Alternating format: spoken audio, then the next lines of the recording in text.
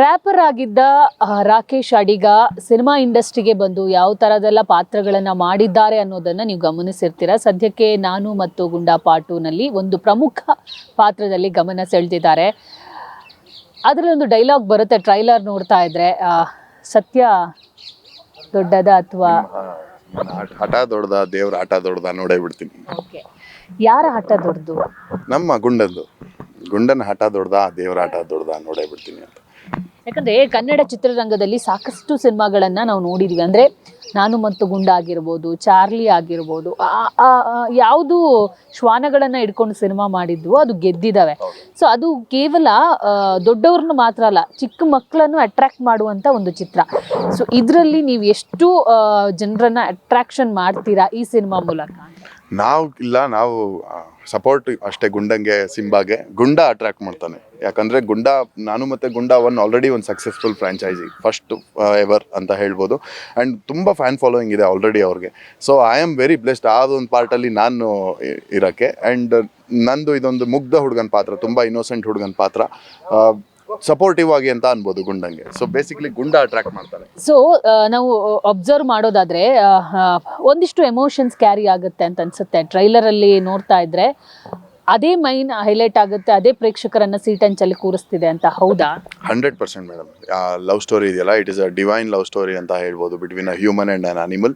ಎಲ್ಲೂ ನಿಮಗೆ regular pattern ಇಲ್ಲ. ನಾನು ಕತೆ ಕೇಳ್ತಾನು ಓಕೆ ನೆಕ್ಸ್ಟ್ ಹಿಂಗಾಗ್ಬೋದಾ ಹಂಗಾಗ್ಬೋದಾ ಅಂದರೆ ಆ ಗೆಸ್ ವರ್ಕ್ ಎಲ್ಲ ಪ್ಯಾಟರ್ನ್ ಬ್ರೇಕ್ ಮಾಡಿದ್ದಾರೆ. That is what even I was very happy. And climax ನನಗೆ ತುಂಬ ಇಷ್ಟ ಆಯಿತು. ಎಸ್ಪೆಷಲಿ ಕ್ಲೈಮ್ಯಾಕ್ಸ್ ಜನಕ್ಕೆ ತುಂಬ ಇಂಪ್ಯಾಕ್ಟ್ ಮಾಡುತ್ತೆ. ಅದ್ರ ಜೊತೆಗೆ ನಮ್ಮ ಸಾಧು ಸರ್, ವಿನೋದ್ ಗೊಬ್ರಗಾಲ, ಆ್ಯಂಡ್ ಜಿ ಸರ್ರು, ನಯನ ಅವರು, ವಿಜಯ್ ಕುಮಾರ್ ಸರ್, ಕಾಮಿಡಿ ಇನ್ನೂ ಒಳ್ಳೆ ಟೀಮ್ ಇದೆ. ಸೊ ಅಂದ್ರೆ ಗುಂಡ ತುಂಬಾ ತರಲೆ ಅನ್ಸುತ್ತೆ ಚಿಕ್ಕವರಿದ್ದಾಗ. ಎಲ್ಲಾನ ಕಿತ್ತಾಕ್ತಾನೆ, ಆಟ ಆಡ್ತಾನೆ, ಸುಸ್ಸು ಮಾಡ್ತಾನೆ. ಸೊ ಹೆಂಗ್ ಬ್ಯಾಲೆನ್ಸ್ ಮಾಡಿದ್ರೆ ಸೆಟ್ಟಲ್ಲಿ, ಹೆಂಗೆ ಆಕ್ಟ್ ಮಾಡಕ್ಕೆ ಸಾಧ್ಯ ಆಯ್ತು? ಯಾಕಂದ್ರೆ ನಮ್ಮನ್ನ ನೀವು ಹಿಂಗ್ ಮಾಡಿ ಆಕ್ಟಿಂಗು ಹಿಂಗ್ ತರ ಎಮೋಷನಲ್ ಆಗಿ ಇಷ್ಟು ನಗಾಡಿ ಅಂತ ಹೇಳ್ಬೋದು. ಬಟ್ ಒಂದು ಶ್ವಾನಕ್ಕೆ ಹಂಗೆ ಹೇಳಕ್ ಸಾಧ್ಯನಾ? ಅದು ಯಾವ ತರ ಕ್ಯಾರಿ ಮಾಡ್ತಾ ಆಕ್ಟ್ ಮಾಡ್ತು ಅಂತ ಹೇಳಿ ಆಕ್ಚುಲಿ ಬ್ಲೆಸ್ಸಿಂಗ್ ಅನ್ಬೋದು ಮೇಡಮ್ ಇದು. ಯಾಕಂದ್ರೆ ಎಷ್ಟೊಂದು ಸಲ ನಾವು ಎಕ್ಸ್ಪೆಕ್ಟ್ ಮಾಡೋದಕ್ಕಿಂತ ಸಖತ್ತಾಗಿ ಕೊಟ್ಬಿಟ್ಟಿದ್ದಾರೆ ಅವ್ರ ಔಟ್ಪುಟ್. ಒಂದು ಸೂಪರ್ ಎಕ್ಸ್ಪೀರಿಯನ್ಸ್ ಹೇಳ್ಬೇಕಂದ್ರೆ, ಅವನು ಮಕ್ಳ ಜೊತೆ ಆಟ ಆಡ್ತಾ ಇರ್ತಾನೆ, ಅವನಿಗೆ ಹುಷಾರ್ ತಪ್ಪೋ ಸೀನ್ ಇತ್ತು, ನೆಕ್ಸ್ಟ್ ಅವ್ನಿಗೆ ಹುಷಾರ್ ತಪ್ಪತ್ತೆ ಅಂತ ಇತ್ತು. ಸೊ ಒಂದು ಶಾರ್ಟ್ ಇಟ್ಟಿದ್ದಾರೆ, ಮಕ್ಳ ಜೊತೆ ಆಟ ಆಡ್ತಾ ಅವ್ನ ಕಿವಿನೇನೋ ಸೆನ್ಸೇಷನ್ ಆಗಿ ಅವನೇ ಅದನ್ನ ನೆಲಕ್ಕೆ ಹಿಂಗೆ ಉಜ್ಕೊಂಡು ಅವನೇ ಮಲ್ಕೊಂಬಿಟ್ಟ. ಸೊ ನ್ಯಾಚುರಲ್ ಆಗಿ ಸಿಕ್ತು ಆ ಶಾರ್ಟ್. ಆ ಥರ ಅವ್ರು ರೆಸ್ಪಾಂಡ್ ಮಾಡಿರೋದಾಗ್ಬೋದು, ರಿಯಾಕ್ಟ್ ಮಾಡಿರೋದಾಗ್ಬೋದು, ಯಾವತ್ತೂ ಅವರಿಂದ ಡಿಲೇ ಆಗಿಲ್ಲ. ಮತ್ತು ಮನುಷ್ಯ ಜೊತೆ ಆ್ಯಕ್ಟ್ ಮಾಡ್ತಾ ಇವಾಗ ನಾವು ಏನೋ ಎಮೋಷ್ನಲ್ ಹೇಳ್ತಾ ಎಲ್ಲೋ ಒಂದು ಕಡೆ ಕಾರ್ನರ್ ಸಬ್ಕಾನ್ಷಿಯಸ್ ಅಲ್ಲ, ಅವ್ರು ಹ್ಯೂಮನ್ಸ್ ಒಂದು ಬ್ಯಾರಿಯರ್ ಇದ್ದೇ ಇರುತ್ತೆ. ಬಟ್ ಆ ಗುಂಡನ್ ಜೊತೆ, ಬಂಟಿ ಜೊತೆ ಮಾಡ್ತಾ ಅಂತೂ ಆ ಬ್ಯಾರಿಯರೇ ಇರ್ತಾ ಇರಲಿಲ್ಲ. ನಿಜವಾಗ್ಲೂ ಅಳು ಬಂದ್ಬಿಡೋದು, ನಿಜವಾಗ್ಲೂ ಖುಷಿ ಆಗೋದು. ನೀವು ಕೂಡ ಶ್ವಾನ ಪ್ರಿಯರೇ. ನಿಮ್ಮ ಮನೆಯಲ್ಲಿ ಸಾಕಿದಂತ ನಾಯಿ ಸತ್ತು ಹೋದ ಮೇಲೆ ನೀವು ತಂದಿಲ್ಲ ಅಂತ ಹೇಳಿದ್ರಿ ಲಾಸ್ಟ್ ಟೈಮು. ಬಟ್ ಇದ್ರ ಜೊತೆಗೆ ಅಟ್ಯಾಚ್ಮೆಂಟ್ ಹೆಂಗೆ ಬಿಲ್ಡ್ ಮಾಡ್ಕೊಂಡ್ರಿ? ಸೊ ನಿಮಗೆ ಕಾಡ್ತಾ ಇರುತ್ತಾ ಇಂಥ ಒಂದು ನಾಯಿ ಬೇಕು ಮನೆಯಲ್ಲಿ?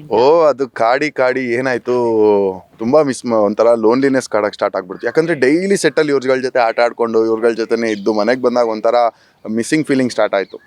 ಸೊ ನಂದು ಹಳೆ ಚಿಲ್ಲಿನ ಐ ಮಿಸ್ ಯು ಚಿಲ್ಲಿ ಅಂತ ಪೋಸ್ಟ್ ಹಾಕೊಂಡಿದ್ದೆ. ನಮ್ಮ ಸ್ವಾಮಿಯವರು, ಬ್ರೋ ನಿಮ್ಗೊಂದು ನಾಯಿ ಕೊಡಿಸ್ಬೇಕು ಅನ್ಸುತ್ತೆ ಬ್ರೋ ಅಂದರು. ಅದಕ್ಕೆ ಹಿಂಸೆ ಕೊಟ್ಟು ಅವ್ರಿಗೆ ತಲೆ ತಿಂದು ನಾನೊಂದು ನಾಯಿನ ಅಡಾಪ್ಟ್ ಮಾಡ್ಕೊಂಡೆ. ಇವಾಗ ಸ್ಮೋಕಿ ಅಂತ ಇದ್ದಾನೆ ನನ್ನ ಜೊತೆನೇ, ಈಗ 1.5 year. ಒಂಥರ ಚಿಲ್ಲಿನೇ ವಾಪಸ್ ಬಂದಂಗೆ. ಬಟ್ ಹೆವಿ ತರಲೆ ಅವನು. ಮ್ಯಾನೇಜ್ ಮಾಡ್ತಾ ಇದೀವಿ ನಾನು ಮತ್ತೆ ಅವನು, ರಾಕಿ ಮತ್ತೆ ಸ್ಮೋಕಿ ನಮ್ಮ ಮನೇಲಿ. ಸಿನಿಮಾ ವಿಚಾರವಾಗಿ ಮಾಡೋದಾದ್ರೆ, ಈ ಸಿನಿಮಾ ಯಾವತ್ತೂ ರಿಲೀಸ್ ಆಗಬೇಕಿತ್ತು, ಯಾವತ್ತೂ ತೆರೆ ಮೇಲೆ ಬರಬೇಕಾಗಿತ್ತು. ಸಾಕಷ್ಟು ಅಡೆತಡೆಗಳು. ರಾಕೇಶ್ ಅಡಿಗ ಅವ್ರಿಗೆ ಅನ್ಸುತ್ತಾ ಈ ತರ ಸಿನಿಮಾ ಮಾಡ್ತಾ ಇದ್ದೀನಿ, ಯಾಕೆ ಡಿಲೇ ಆಗ್ತಾ ಇದೆ? ಯಾಕಂದ್ರೆ ಒಂದು ದೊಡ್ಡ ಹಿಟ್ಟಿಗಾಗಿ ವೆಯ್ಟ್ ಮಾಡ್ತಿದ್ದವ್ರು ನೀವು.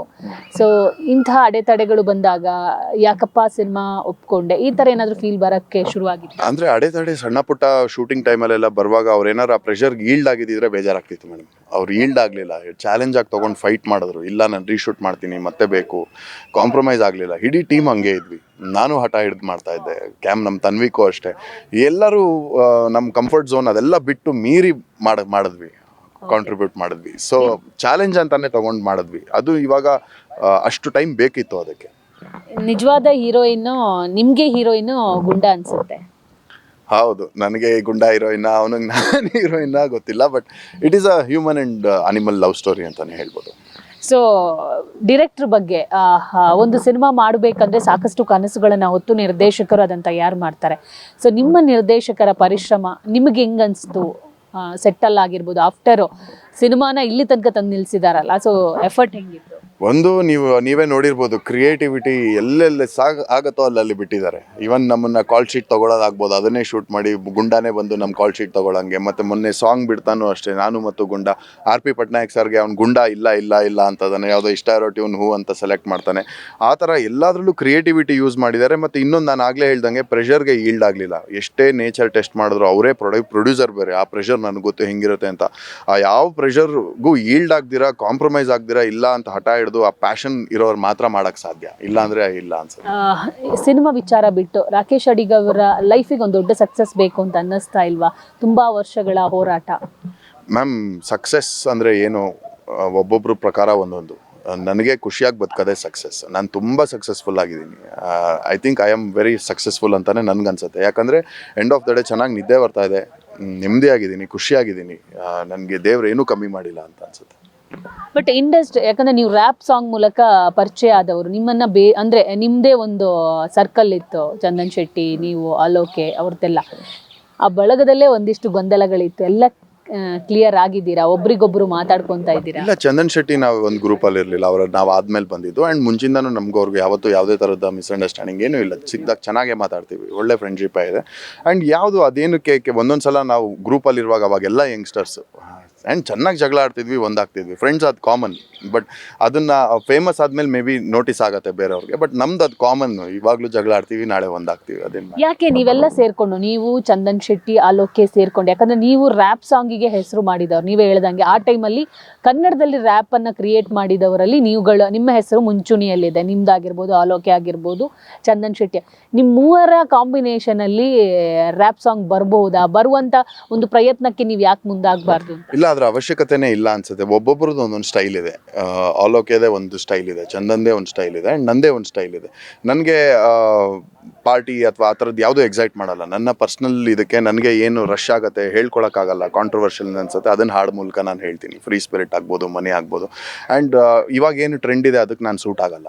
ನನಗೆ ಆ ಥರದ್ದು ಯಾವುದು ನನಗೆ ಇಷ್ಟನೂ ಆಗಲ್ಲ, ನನಗದು ಇಂಟ್ರೆಸ್ಟು ಬರಲ್ಲ. ಸೊ ಮೂವಿಯಲ್ಲಿ ಬ್ಯುಸಿ ಆಗಿದ್ದೀನಿ. ಆ್ಯಂಡ್ ಅಲೋಕೆ ಯಾವಾಗಲೂ ಮ್ಯೂಸಿಷಿಯನ್ನೇ ಆಗಬೇಕಂತ ಇದ್ದಿದ್ದು, ಫಸ್ಟಿಂದನೂ ಅವ್ರು ಸಿಂಗಿಂಗ್ ಮ್ಯೂಸಿಕ್ ಮೇಲೆ ಫೋಕಸ್ ಆಗಿದ್ದು. ಚಂದನ್ ಶೆಟ್ಟಿ ಯಾವಾಗಲೂ ಮ್ಯೂಸಿಷಿಯನ್ ಆಗಬೇಕಂತಾನೆ ಅವ್ರು ಫಿಕ್ಸ್ ಆಗಿದ್ದು. ನಾನು ಯಾವಾಗಲೂ ಫಿಲ್ಮ್ ಫೀಲ್ಡ್ಗೆ ಬರಬೇಕು, ಆ್ಯಕ್ಟರ್ ಆಗಬೇಕಂತಾನೆ ಇದ್ದಿದ್ದು. So we are happy in our places ಅಂತ ಅನ್ಸುತ್ತೆ. ಸೊ ಓಕೆ, ಎಲ್ಲನೂ ಓಕೆ. ಮದುವೆ ಯಾವಾಗ ಅಂತ, ಯಾಕಂದರೆ 38 ವರ್ಷ ನಿಮಗೆ. ಸೊ 39, ಒಂದು ಎಕ್ಸ್ಟ್ರಾನೇ ಹೇಳಿದ್ರಿ. ಮದುವೆ ಯೋಚನೆ ಇಲ್ವಾ? ಇಂಡಸ್ಟ್ರಿಯಲ್ಲಿ ಬ್ಯಾಕ್ ಟು ಮದುವೆಗಳು ಶುರು ಆಗಿದೆ, ನಿಮ್ದು ಮದುವೆ ಇಲ್ವಾ? ಖಂಡಿತ ಇಲ್ಲ, ಖುಷಿಯಾಗಿದ್ದೀನಿ, ನೆಮ್ಮದಿಯಾಗಿದ್ದೀನಿ.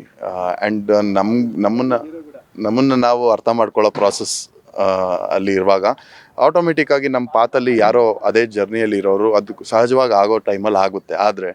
ಬಟ್ ಮದುವೆ ಆಗದೇನೂ ಖುಷಿಯಾಗಿರೋಕ್ಕೆ ಸಾಧ್ಯ, ನಿಜವಾಗ್ಲೂ ನನ್ನ ಮಾತು ನಂಬಿ. ಅಂದ್ರೆ ಲವ್ ಇಂಥದ್ದು ಆಗಿದ್ದಿಲ್ವಾ? ಇವಾಗ ಯಾವುದೇ ಥರದ್ದು ಲವ್ ಅಥವಾ ಇವಾಗಿಲ್ಲ, ಮುಂಚೆ ಇತ್ತು. ಮುಂಚೆ ಎಲ್ಲರಿಗಿದ್ದಂಗೆ ನನಗೂ ಇತ್ತು. ಅಫ್ಕೋರ್ಸ್ ಒಂದು 3-4 ರಿಲೇಷನ್ಶಿಪ್ಪಲ್ಲಿ ಇದ್ದೆ, ಅದು ಆನ್ ಆ್ಯಂಡ್ ಆಫ್ ಆಯಿತು. ಆ್ಯಂಡ್ ನಮ್ಮದು ಅನ್ಪ್ರಿಡಿಕ್ಟಬಲ್ ಅಲ್ವಾ ಸಿನಿಮಾ ಜರ್ನಿ. ಆ್ಯಂಡ್ ಇವಾಗ ಏನೂ ಇಲ್ಲ, ಆ ಥರದ್ದು ಏನು ಕಮಿಟ್ಮೆಂಟ್ಸ್ ಇಲ್ಲ. ಸೊ ಇನ್ನೂ ಫ್ರೀ ಆಗಿದ್ದೀನಿ. ಮನೆಯಲ್ಲಿ ಮದುವೆ ಯೋಚನೆಗಳು ಆ ಥರದ್ದು ಏನಿಲ್ಲ? ಅದು ಯೋಚನೆನೇ ಇಲ್ವಾ ಮದುವೆ ಆಗ್ಬೇಕನ್ನುವಂಥದ್ದು? ಇಲ್ಲ, ಸದ್ಯಕ್ಕಿಲ್ಲ ಮೇಡಮ್, ಆ ಯೋಚನೆನೂ ಮಾಡಲ್ಲ. ನಂಗೆ ನೆಸೆಸಿಟಿನೂ ಅನ್ನಿಸ್ತಾ ಇಲ್ಲ. ಇವಾಗ ತುಂಬ ಪೀಸ್ ಆಗಿದ್ದೀನಿ. ನಂದೇ ಪಾತ್ ಬೇರೆ ಇದೆ, ನಂದೇ ಜರ್ನಿ ಬೇರೆ ಇದೆ ಅಂತ ಕಾಣಿಸ್ತಾ ಇದೆ ನನಗೆ. ಆ ಜರ್ನಿಲಿ ನಾನು ಖುಷಿಯಾಗಿದ್ದೀನಿ. ಓಕೆ. ಸೊ ಚಿತ್ರರಂಗದಲ್ಲಿ ಸಾಕಷ್ಟು ಏಳು ಬೀಳುಗಳನ್ನು ನೋಡಿ ಬಂದವರು. ಸೊ ಇವತ್ತಿಗೆ ಸಿನಿಮಾ ಇಂಡಸ್ಟ್ರಿಯನ್ನು ಯಾವ ಥರ ನೀವು ನೋಡ್ತಿದ್ದೀರಾ ಅಂತ? ಈಗ ವಾತಾವರಣ ತುಂಬ ಚೆನ್ನಾಗಿದೆ ಅನಿಸುತ್ತೆ. ಯಾಕಂದರೆ ಫ್ರಮ್ ಸಕ್ಸಸ್ ಆದ ತಕ್ಷಣ ನಮಗೆಲ್ಲರಿಗೂ ಒಂದು ಧೈರ್ಯ ಬಂತು, ಒಂದು ಮೋಟಿವೇಶನ್ ಬಂತು. ಅಲ್ಲಿವರೆಗೂ ತುಂಬ ನೆಗೆಟಿವ್ ಆಗಿ ಮಾತಾಡ್ತಾ ಇದ್ರು, ಜನ ಬರ್ತಾ ಇಲ್ಲ, ಹಂಗಾಗ್ತಾ ಇದೆ, ಹಿಂಗಾಗ್ತಾ ಇದೆ, ಬರೀ ದೊಡ್ಡವ್ರ ಫಿಲಮ್ ಮಾತ್ರ ಓಡುತ್ತೆ ಅಂತ. ತುಂಬ ಜನ ನಮ್ಮ so called business men, producer ಮುಖವಾಡ ಹಾಕೊಳ್ಳೋ ಬಿಸ್ನೆಸ್ ಮೆನ್ಗಳು ಮಾರ್ಕೆಟು ಅಂತ ತುಂಬ ಇದು ಮಾಡ್ತಾ ಇದ್ರು, ಇವ್ರದ್ದೇ ಆಗಬೇಕು, ಹಾಗೆ ಆಗಬೇಕು ಅಂತ. ಅವರೆಲ್ಲರಿಗೂ ಇವಾಗ ಒಂದು ರಿಯಲೈಸ್ ಆಗಿದೆ ದಟ್ ಇಲ್ಲ, ಸಿನಿಮಾ ಚೆನ್ನಾಗಿದ್ರೆ, ಕಂಟೆಂಟ್ ಚೆನ್ನಾಗಿದ್ರೆ ಜನ ಕೈ ಹಿಡಿತಾರೆ. ಯಂಗ್ಸ್ಟರ್ಸ್ಗೆ, ಹೊಸಬ್ರಿಗೆ, ಟ್ಯಾಲೆಂಟ್ ಇರೋರಿಗೆ ಜನ ಕೈ ಹಿಡಿತಾರೆ. ಸೊ ನಮಗೆ ಅದೊಂಥರ ಮಾರಲ್ ಬೂಸ್ಟ್ ಸಿಕ್ತು ಅಂತ ಹೇಳ್ಬೋದು. ಸೊ ಇವಾಗ ಈ ವಾತಾವರಣ ತುಂಬ ಚೆನ್ನಾಗಿದೆ ಅನಿಸುತ್ತೆ. ಯಾವ ಡೈರೆಕ್ಟರ್ ಜೊತೆ ಕೆಲಸ ಮಾಡ್ಬೇಕು ಅನ್ನೋ ಒಂದು ಕನಸಿದೆ? ಯಾಕಂದ್ರೆ ಯಾವುದೇ ಒಬ್ಬ ಕಲಾವಿದನಿಗೆ ಈ ಡೈರೆಕ್ಟರ್ ಈ ಪ್ರೊಡಕ್ಷನ್ ಹೌಸ್ ಅಲ್ಲಿ ಕೆಲಸ ಮಾಡ್ಬೇಕು ಅನ್ನೋದು ಕನಸಿದ್ದೇ ಇರುತ್ತೆ. ನಿಮ್ಗೆ ರಾಕೇಶ್ ಅಡಿಗ? ಈಗ 16 ವರ್ಷ ಆಯ್ತು ಮೇಡಮ್ ಇಂಡಸ್ಟ್ರಿಗೆ ಬಂದು. ಕನ್ಸು ಕಾಣೋದು ಬಿಟ್ಟಿದ್ದೀನಿ ನಾನು. ಕನಸೇ ಕಾಣಲ್ಲ. ಆ್ಯಂಡ್ ನನಗೂ ಡೈರೆಕ್ಷನ್ ಮಾಡಬೇಕು. ನಾನು ಒಂದು ಸಿನಿಮಾ ಡೈರೆಕ್ಷನ್ ಮಾಡಿದ್ದೆ. ನಾನು ಇಂಡಸ್ಟ್ರಿಗೆ ಬಂದಿದ್ದು ಡೈರೆಕ್ಟರ್ ಆಗಬೇಕಂತ. ನಾನು 10ನೇ ಕ್ಲಾಸಲ್ಲಿ ಅಸಿಸ್ಟೆಂಟ್ ಡೈರೆಕ್ಟರ್ ಕೆಲಸ ಮಾಡಿದ್ದೆ, ನೆಗೆಟಿವ್ ಕ್ಯಾಮ್ರಲ್ಲಿ ವರ್ಕ್ ಮಾಡಿದ್ದೆ. ಸೊ ಹಾಗೆ ಕನ್ಸು ಕಾಣಬೇಕಂದ್ರೆ ನಾನೇ ಡೈರೆಕ್ಷನ್ ಮಾಡಿ ಕನ್ಸು ಕಾಣ್ತೀನಿ. ಬೇರೆ ಯಾರ ಮೇಲೂ ನಾನು ಡಿಪೆಂಡ್ ಆಗೋಕ್ಕೆ ಇಷ್ಟಪಡಲ್ಲ. ಸಾಕಷ್ಟು ನೆಗೆಟಿವ್ ಕಮೆಂಟ್ಗಳನ್ನು ಎದುರಿಸಿದವರಲ್ಲಿ ರಾಕೇಶ್ ಅಡಿಗ ಅವರು ಕೂಡ ಒಬ್ರು. ಬಟ್ ಆ ನೆಗೆಟಿವ್ ಕಮೆಂಟಿಗೆ ಇವತ್ತು ನಾನೊಂದು ಕ್ಲಾರಿಟಿ ಕೊಡ್ತೀನಿ ಅಂದ್ರೆ ಯಾವುದು ಫಸ್ಟಿಗೆ ಬರುತ್ತೆ ಅಂತ? ಎಲ್ಲದಕ್ಕೂ ಕ್ಲಾರಿಟಿ ಸಿಕ್ಕಿದೆ ಅನ್ಸುತ್ತೆ ಇವಾಗ ನೆಗೆಟಿವ್ ಕಮೆಂಟ್ಗಳಿಗೆ. ಅಂದರೂ ಇವಾಗಲೂ ಅದೇ ನಿಮ್ಗೆ ಗೊತ್ತು, ಏನಾರು ಹೇಳಿದ್ರೆ ಎಲೆ ಸೊಪ್ಪು ಅಂತಾರೆ. ಸೊ ಅದು ಪಾಪ ಅವ್ರಿಗೆ ಗೊತ್ತಿಲ್ಲ ಅನ್ಸುತ್ತೆ ಇನ್ನು. ಅಂದರೆ ಮಿಸ್ಅಂಡರ್ಸ್ಟ್ಯಾಂಡ್ ಆದಾಗ ಏನಾಗುತ್ತೆ, ಅವ್ರಿಗೆ ಜೆನ್ಯೂನ್ ಆಗಿ ಇವ್ನು ಹಾಳು ಮಾಡ್ತಾ ಇದ್ದಾನ ಯೂತ್ಸ್ನ ಅನ್ನೋ ಐಡಿಯಾ ಇದ್ವಾಗ ಆಬ್ವಿಯಸ್ಲಿ ಕೋಪ ಬರುತ್ತೆ. ಸೊ ಇಟ್ಸ್ ಓಕೆ ಅನ್ಸುತ್ತೆ. ಬೇರೆ ಇನ್ನು ಯಾವ ಥರದ್ದು ಕ್ಲಾರಿಟಿ ಕೊಡೋ ಅವಶ್ಯಕತೆ ಇಲ್ಲ ಅನ್ಸುತ್ತೆ ನನಗೆ. ಬಟ್ ಅದರಿಂದ ಎಷ್ಟು ಹೊರತಾಗಿ ನಿಂತಿದ್ದೀರಾ ಅಂದ್ರೆ, ನೀವು ಮಾಡಿಲ್ಲ ಅಂದ್ರೂ ಒಂದಿಷ್ಟು ಇವಾಗಲೂ ರಾಕೇಶ್ ಅಡಿಗ ಅಂದ್ರೆ ಆ ಒಂದು ಇದು ಬಂದೇ ಬರುತ್ತೆ ನಿಮ್ಮ ಮೇಲೆ. ಸೊ ಅದನ್ನ ಅಂದ್ರೆ ಆ ನೆಗೆಟಿವ್ ಕಮೆಂಟ್ಸ್ ಅಥವಾ ಆ ನೆಗೆಟಿವ್ ಕಂಟೆಂಟ್ ಇಂದ ಹೊರಗಡೆ ಬರಬೇಕಿದ್ರೆ ಏನೆಲ್ಲ ಮಾಡ್ತಿದ್ದೀರಾ, ಅಥವಾ ನಿಮ್ಮನ್ನ ನೀವು ಯಾವ ಥರ ಪ್ರೂವ್ ಮಾಡ್ಕೊಂಡಿದ್ದೀರಾ ಅಂತ? ಬಿಗ್ ಬಾಸಲ್ಲಿ 150 ದಿನ ಇದ್ದೆ. ಐ ಥಿಂಕ್ ಅದಕ್ಕಿಂತ ದೊಡ್ಡ ಪ್ರೂಫ್ ಇನ್ನೇನು ಇಲ್ಲ. ಇನ್ನೂ ಯಾರಿಗಾರು ಅಷ್ಟು ನನ್ನ ಮೇಲೆ ಇಂಟ್ರೆಸ್ಟ್ ಅಥವಾ ಕರ್ಟಸಿ ಇದ್ದರೆ, ಪಾಪ ಈ ಹುಡುಗ ಹಾಳಾಗಬಾರ್ದು ಅಂತ, ಪ್ಲೀಸ್ ಬನ್ನಿ ಒಂದು ಕಂಪ್ಲೇಂಟ್ ಕೊಡಿ, ನಂದು ಬ್ಲಡ್ ರಿಪೋರ್ಟ್ ತೊಗೊಳ್ಳಿ, ಬ್ಲಡ್ ಸ್ಯಾಂಪಲ್ಸ್ ತೊಗೊಳ್ಳಿ, ನಾನು ವಾಲಂಟಿಯರ್ ಆಗಿ ಬರ್ತೀನಿ, ಟೆಸ್ಟ್ ಮಾಡಿಬಿಡಿ. ಇನ್ನೇನು ಹೇಳಿ, ಅದಕ್ಕಿಂತ ಇನ್ನೇನು ಹೇಳಿ. Okay, all the best. ಒಳ್ಳೇದಾಗಲಿ. ಸಿನಿಮಾ ಮೂಲಕ ಇನ್ನಷ್ಟು ಹೊಸ ಪ್ರಾಜೆಕ್ಟ್ಗಳು ನಿಮಗೆ ಸಿಗುವಂತಾಗಲಿ. Thank you so much. ಇದಿಷ್ಟು ನಟ ರಾಕೇಶ್ ಅಡಿಗ ಅವರ ಮಾತಾಗಿತ್ತು. ಕ್ಯಾಮರಾ ಪರ್ಸನ್ ಶ್ರೀಹರಿ ಜೊತೆ ದೀಪಿಕಾ, ಪವರ್ ಟಿವಿ, ಬೆಂಗಳೂರು.